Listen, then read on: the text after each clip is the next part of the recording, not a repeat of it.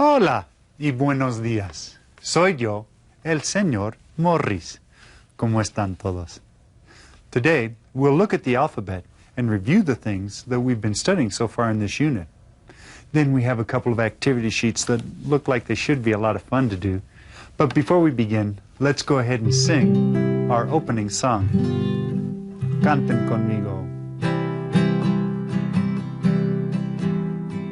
Hola, buenos días.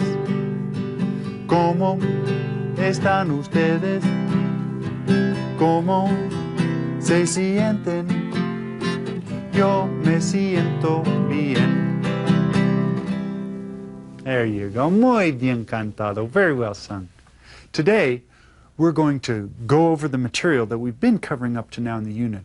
We'll start off with the alphabet and then adivinen la palabra activity. And then we'll go over the various family relationships and do an art activity.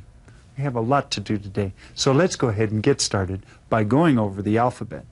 Again, try to repeat all of the letters and words to practice your pronunciation. After the video, I'll be giving you some letters for our scrambled word, so have paper and pen or pencil ready. Ahora, pongan atención y repitan todos.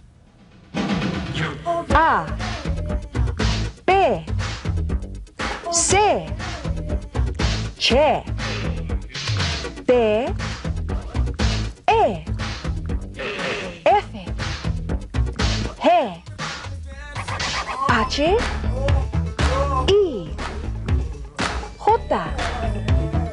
K, L, E, M, N, N, O, P, Q, R, R, S, T, U, V, W, X, Y, Z. Hey, muy bien. Ahora saquen papel, and you can use scratch paper or your Spanish notebooks, y lápiz o pluma para escribir estas letras. Go ahead and write these letters down. Okay, listen carefully and write them. E,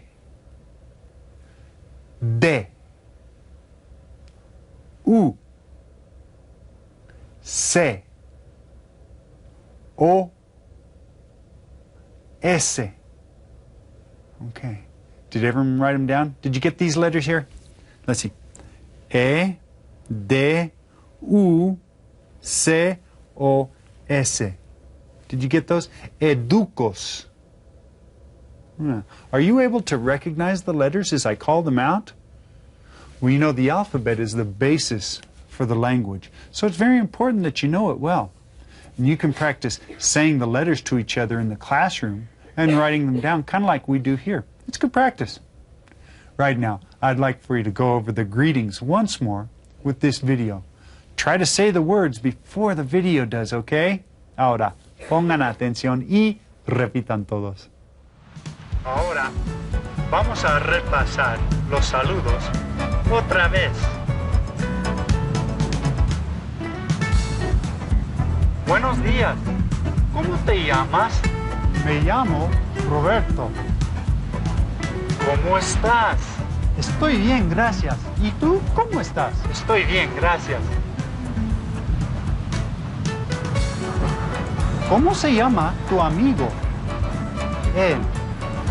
Te presento a Scott. Mucho gusto. El gusto es mío. Pues, adiós. Adiós. Adiós. Adiós. Adiós. What a crazy bunch of guys there. Muy bien. Ahora, let's look at the family members. Okay, now if you look at your neighbor and you roll your eyes and say, the family members again, that means you probably know the family relations backwards and forwards. That's great. It means that you're very good at learning languages and that you're going to do very well in the class. But if you say, well, okay, let's go over the family members again because I don't know it completely yet. That's fine, and it's perfectly normal. You know, it takes a while to learn a new language. Language learning is not a race. So just relax and know that it will come to you. Now we start off with this question. ¿Quiénes son los miembros de tu familia? Who are the members of your family? And we talked about some of the answers that you could give to this question. Let's go ahead and look at those again right now. Okay, now I'm going to give you guys a chance to start figuring this out and guessing. You can use your notes if you want to. This guy here, okay, here am I. Here I am. This is me. This guy here. What is his relation to me in Spanish? Raise your hand and tell your teacher. A la una, a las dos, a las tres. Es mi padre o mi papá. Did you get that? How about this woman? What is her relationship to me right here? Raise your hand and tell your teacher. A la una, a las dos, a las tres. Mi madre o mi mamá. Are you guys able to figure these out? Yeah. What do I call them both together? Do you remember? A la una, a las dos, a las tres. Mis padres o mis papás. And you should have all of these in your notes, right? Okay, here I am. What is this guy's relationship to me? A la una, a las dos, a las tres. Mi hermano. Okay, well, if you know that one, mi hermano, this girl's relationship to me should be pretty easy for you. A la una, a las dos, a las tres. Mi hermana, mi hermana. And if I talk about both of these guys at the same time, what do I call them? A la una, a las dos, a las tres. I call them mis hermanos. How about this guy up here? My mother's father, my grandfather. What do I call him in Spanish? A la una, a las dos, a las tres. Mi abuelo. That's right. And if you know that he's called mi abuelo, what is she called? A la una, a las dos, a las tres. Mi abuela. Mi abuela, right? And then if I talk about both of them together, right? What do I call them? Mis abuelos. Mis abuelos. And remember we said that it depends. There's a difference between your father's parents and your mother's parents. If they are your father's parents, do you remember what you called them? A la una, a las dos, a las tres. Mis abuelos paternos, if they're your fathers. And how about if they're your mothers? A la una, a las dos, a las tres. Mis abuelos maternos. And you know, in English we call them maternal and paternal grandparents. Yeah, it's kind of like the Spanish. Okay, here we go. My father's brother is my uncle. Y en español, mi tío, mi tío. And my aunt, if you know tío, you can figure this one out. Una, dos, tres. Mi tía, mi tía. And then if I talk about both of them together, both of these people together, do you remember what they're called? A la una, a las dos, a las tres. Mis tíos, mis tíos. And now their kids are my cousins, right?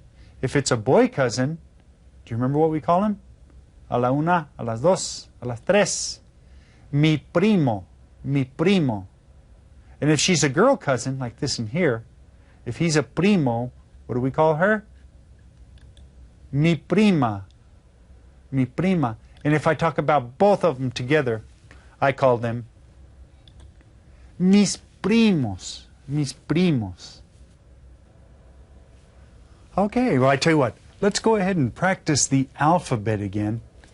By the way, did I tell you that alphabet in Spanish is alfabeto? Alfabeto. That's pretty easy to recognize, isn't it? Anyway, I tell you what, we're going to use the alphabet. I'm going to describe a relationship to you, and I'll show you the word without the vowels in it. I want to see if you can tell what the letters should be, what vowels we're missing. Okay, for example, this woman is the sister of my mother.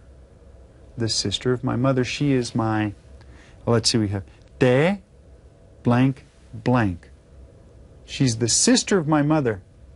Now, can anyone tell me what letters I need to write this word out? Can anybody figure it out? I think somebody got it there. Did you say tía? Te y con acento a. Te y con acento a. Now, don't forget to write in that accent, the accent when you spell that word, because it's really important. If you don't put the accent on the right place, then it's really hard to understand what you're saying. Even in English, if you change the accents around, it changes things. For example, if I told you that I was going to go get a Coca-Cola, Coca-Cola, how many of you would know that I said Coca-Cola, Coca-Cola? See, it's hard when I stress the wrong syllable to understand. And that's the same thing in Spanish. So when you see those accent marks, they're really important. Try to remember those. Tell you what, let's try another family relationship. You ready? This guy is the son of my uncle. He's the son of my uncle. Can you figure it out? He is my P, R, blank. That's where one of the vowels is going to go. M, blank. That's where the other vowel is going to go. Can you figure it out? Does anyone think they know? Raise your hand and tell your teacher. Did you say primo? P, R, I, M, O. Primo. Primo. Did you guys get that? I bet some of you did. That's good. How about this one? My father's father. My father's father. Okay, let's see. We got blank, B, blank, blank, L, blank. My father's father. Raise your hand and tell your teacher if you think you know. Did you get abuelo? A, B, U, L, E, L, O. Abuelo. Did you get that? How about this one then? This girl who has the same mother and father that I have, she's a girl, same mother and father, she is my H blank R M blank N blank. Same mother and father. She is my... Did you get it? Did you get hermana? H E R M A N A. Hermana. And you notice that when we're talking about a girl, what it usually ends with? Yeah. Well, you know what? You all can continue to practice going over the family members in your class using this type of activity if you want, or if you have something else that you do in your classroom that you enjoy, keep doing it. You might also want to work on doing the boards that we have in the Learning Partner Guidelines. You guys can put those together and put them up in your classrooms if you'd like. All of those things are good ways to just continue to expose yourself to the language and to continue to practice with it. And that's the best way to learn. As a matter of fact, another thing that you can do to help go over what we talk about is to look at the activity sheet. For example, today's activity sheet. It's called Tiras Cómicas. Tiras Cómicas. And cómicas looks like comics. Tiras means strips. Tiras cómicas are comic strips. Yeah. Let's go ahead and start. Write your name up at the top of the paper. Go ahead and write your Spanish name. Roberto. Soy yo. Now the instructions say, read the comic strips, and then using the key, fill in the blanks with the correct responses. You can see here's one here, here's one here, here's this one, and then down at the bottom is the key. And you can see we have te presento, estoy bien, me llamo, el gusto es mío. Let's see, I'm going to do one of these up here. I'm going to do this one, okay, guys? She says, ¿Cómo estás, José? And he says, blank, gracias, Maria. What do you think he's going to say? Let's look at our choices. What should he say? If she says, ¿Cómo estás? He's going to say, estoy bien. So I'm going to put a line through that because that's the one I'm going to use. And I'm going to write it right up here. Estoy bien. Now, if you don't have enough room, you can write it down here underneath or wherever, just so that you get practice doing that. Okay, go ahead and finish that up whenever your teacher gives you time, whether it's right after class or later in the day, or if he or she tells you to take it home. We have another activity sheet for today. It's called El Escudo de mi Familia. Okay? And the directions say, develop a crest that represents you and your family. Now here there are 4 different cells or places where you can draw things that represent you and your family. And down here you can write your family name. Okay? So this one is called El Escudo de mi Familia. El Escudo de mi Familia. Now, can anyone tell me what an escudo de la familia is? Do you know what it is? It's called a family shield or a family crest. It used to be that every family had a crest to represent their family. Now's your chance to create your own family crest. You may want to take yours home to show your family and explain to them what you've done. Well, that's about all we have time for today. We reviewed all of the things that we've done.